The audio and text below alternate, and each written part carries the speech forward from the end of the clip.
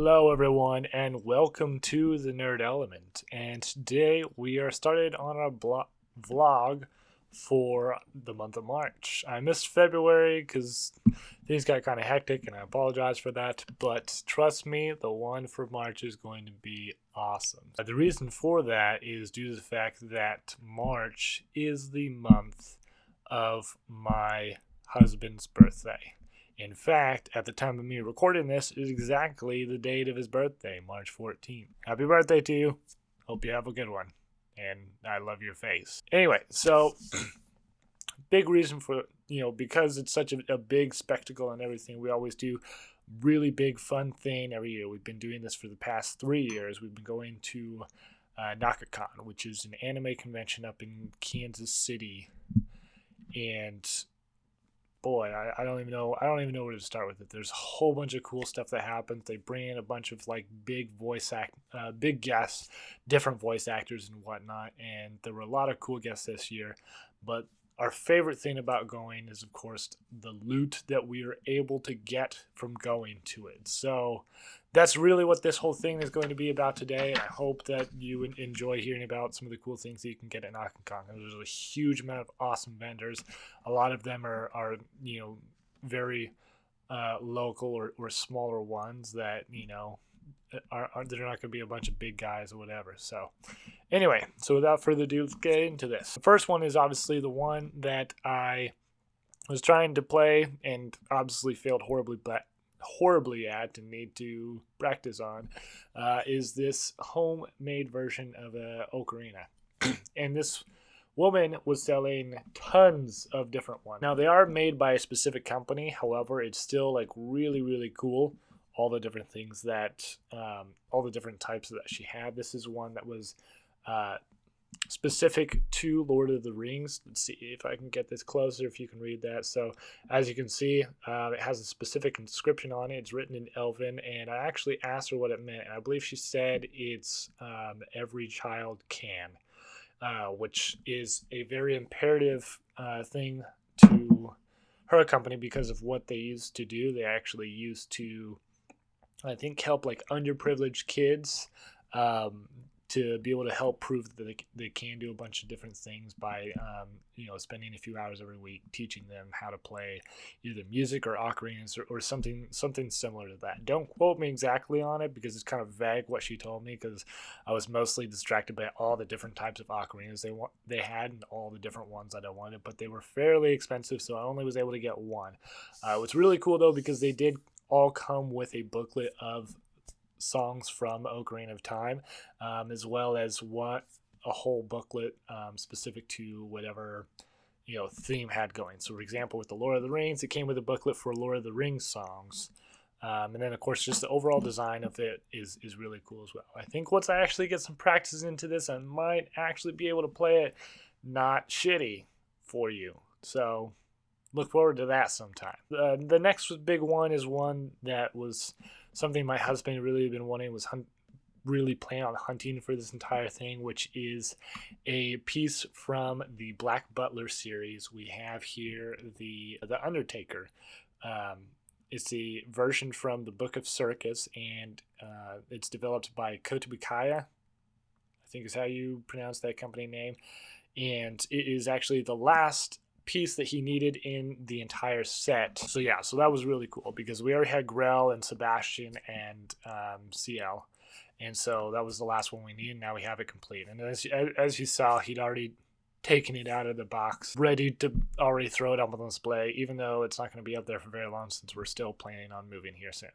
So, but he was super excited about it, and I was excited for him. The next big piece that I found that I was actually really excited for myself is also by Kotobukaya, and this one, if I can bring it over here, is this one here, the Lemon Magician Girl. It's like basically a variant of the Dark Magician Girl.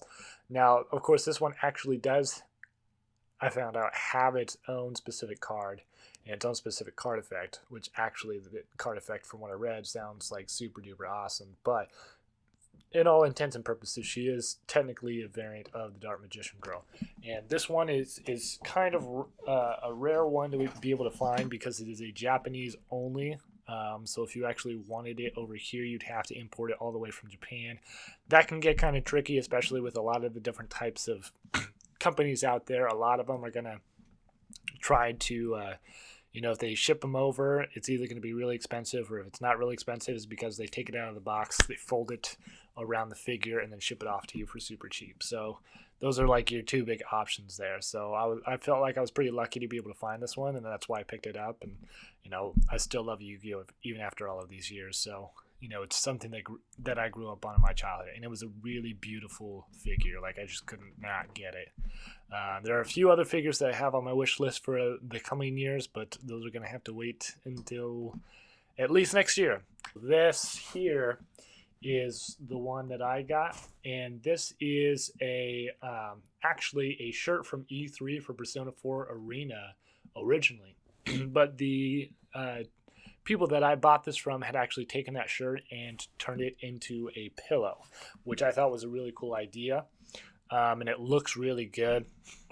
Not necessarily the most comfortable pillow in the world, but I felt like it was kind of more of a decorative thing anyway, and I still sleep on it sometimes anyway. It's comfortable enough for me, but it was really cool because I love Persona, especially Persona 4, and the 5th one's coming out soon. I think that's probably why they were selling it. They also had another Persona 4 one that I really wanted, but I was kind of like on the edge of like, well, between this one and that one. And then when I finally got an okay from my husband to get the other one, they had already sold to someone else, which kind of sucked. But I was still really happy to be able to support them because of the simple fact that they were an LGBT-related company. So I felt like that was a huge cause for me, especially since that's something that my husband and I can both identify with, and so I think that was just really nice to be able to do. In fact, beyond that, we were also able to buy a few other specific pieces from them as well. Let's see if I can dig those out here. Yeah, so these were a couple of books that at least one, if not both of them, had actually written. So this first one's called Seeking the Storyteller,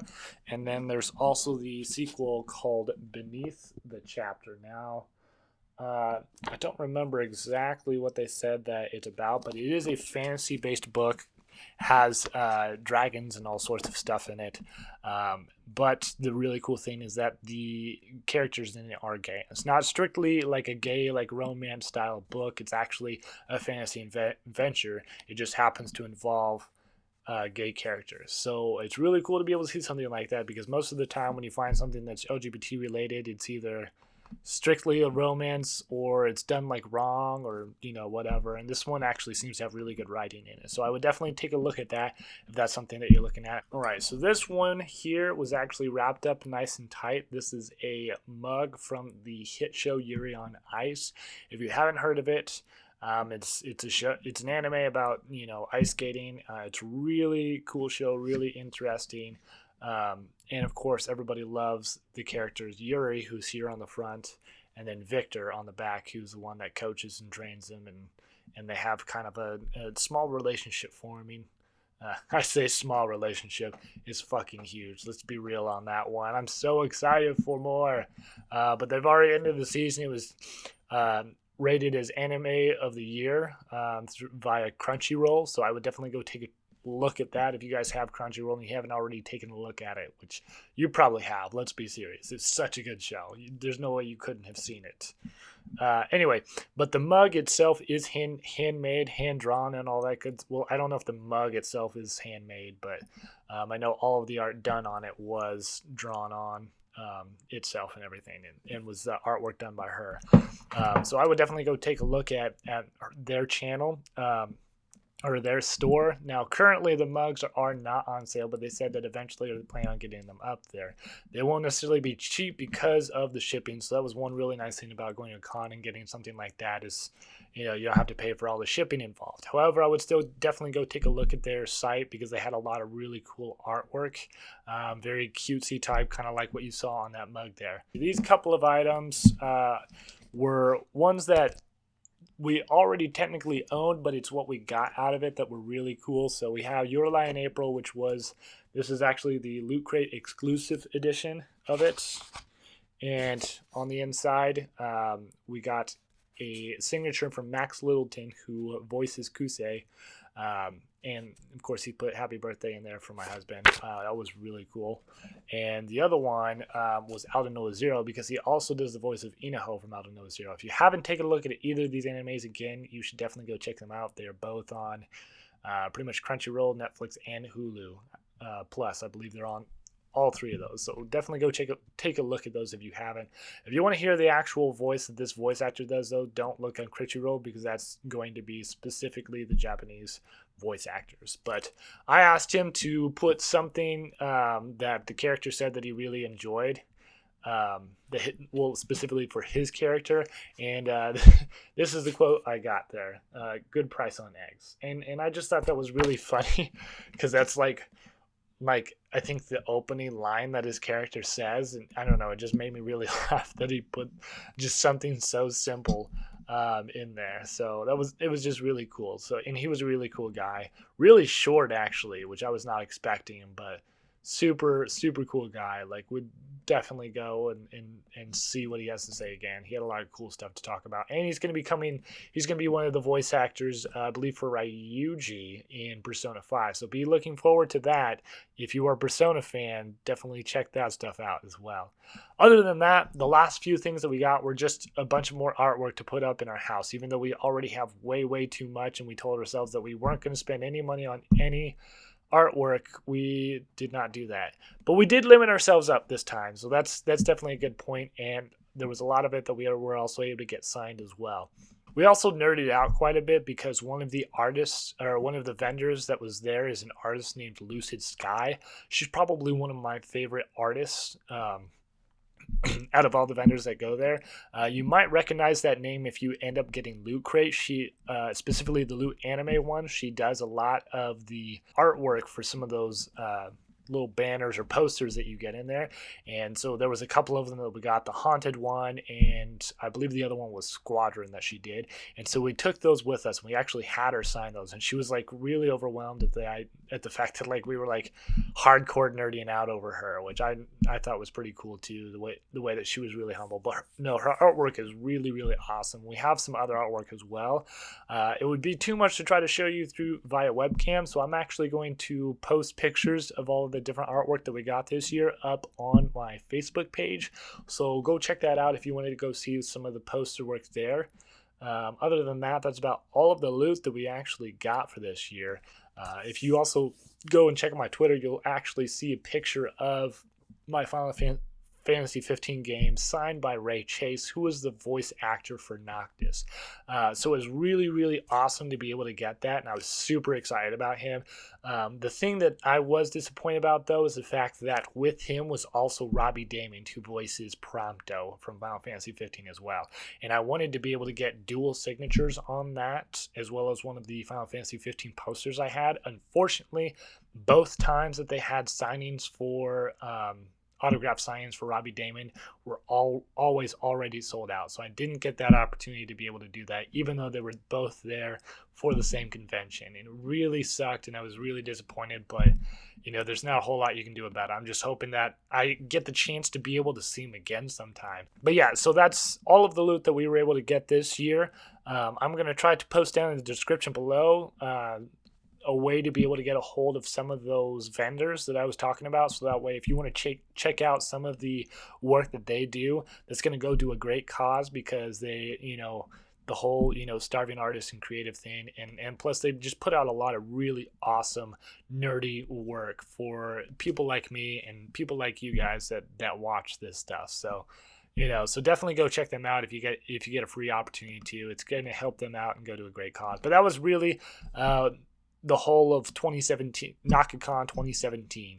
I'm definitely looking forward to what they bring next year. I'm hoping to be able to go to some other cons this year, but it really just depends on how much money I can save up for some of that type of stuff and how that all turns out. But again, just, thank you for watching. Please make sure that you like this if this is some cool stuff that you thought. Leave some comments down below if there's anything else that you want to know more about some of the loot we got, or more about Naka Kon or whatever. So just let me know down in the comments below. And then until next time, may the geek be with you.